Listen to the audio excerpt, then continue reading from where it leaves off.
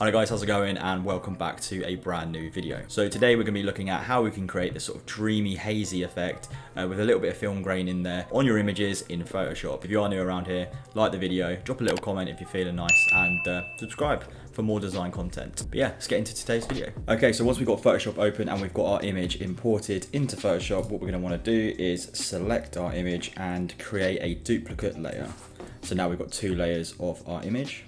I'm just using for an example this sort of modelly image that I grabbed online, and then when we've got our layer selected, what we're going to want to do is go up to filter, select the blur drop down, and we're going to go to lens blur. Now this has got the settings in it already that I used from before, just doing a little test, but really what you want to do is select the radius and make sure the radius is up all the way, just enough so it sort of blows out the image and all the features are sort of blurred out.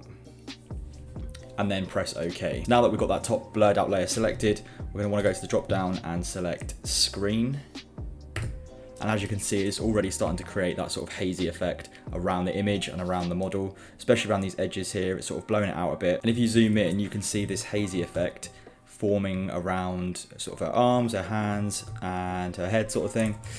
And what you can do is drop the opacity on this depending on how intense you want this effect. I quite like it being quite extreme and blown out, around 90%. So if you hide and unhide that, you can see the before and the after, and it's already creating that sort of hazy effect. So I'm also going to select this adjustment layer here and select the curves layer and create two little points on the graph here, just to play with the shadows and the highlights a little bit, make it a little bit more intense. So drop the shadows a tiny bit and then up the highlights a little bit more. You can see the difference there. It's just making the shadows and the highlights a little bit more intense. So just before we go any further, I want to do a quick shout out to today's sponsor, which is Skillshare. So for those of you who haven't heard about Skillshare before, it's an online learning community with thousands of great classes. So it's perfect if you want to learn a new skill or if you want to dive a little bit deeper into your craft. I've recently been watching a series on YouTube Success by Marquez Brownlee, as I wanted to improve my YouTube game, and the series is all about various things, editing, scripting, but one thing I wanted to improve was my scripting, because I don't ever really script the videos. But actually learning from his techniques and his process,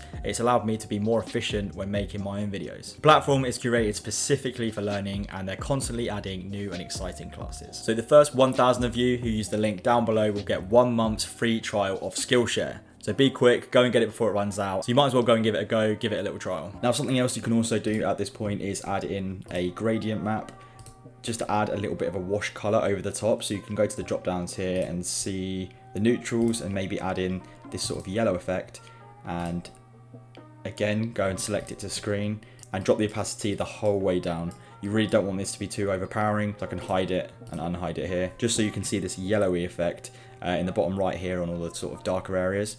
And overall it's looking very sort of blown out, very bright, very summery. You can then select all of these layers, right click, convert to smart object, and then what we're going to want to do next is just add a little bit of noise. So we can go to filter, noise, add noise, and you don't want it to be too crazy on the image. Just zoom in here,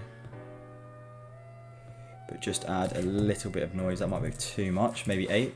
But you can see really up close here this sort of glow effect around her head, like so. Zoom out. There we have it. Okay, so I now pop up on screen the before and the after side by side, so you can see where we started and how we're looking after we've applied this effect. So I also took this a little bit further and then used that image to mock up a nice summery poster, just to sort of give you guys a bit of context how this could work across the media if you wanted to use it. But yeah, that is it for today's video, guys. Very quick, very easy, and very simple. Hopefully this is something that you can follow along and implement into your next design process. Again, don't forget to like, comment, subscribe, all the good stuff, and I'll see you again later with a new one. So yeah, take care, and in a bit.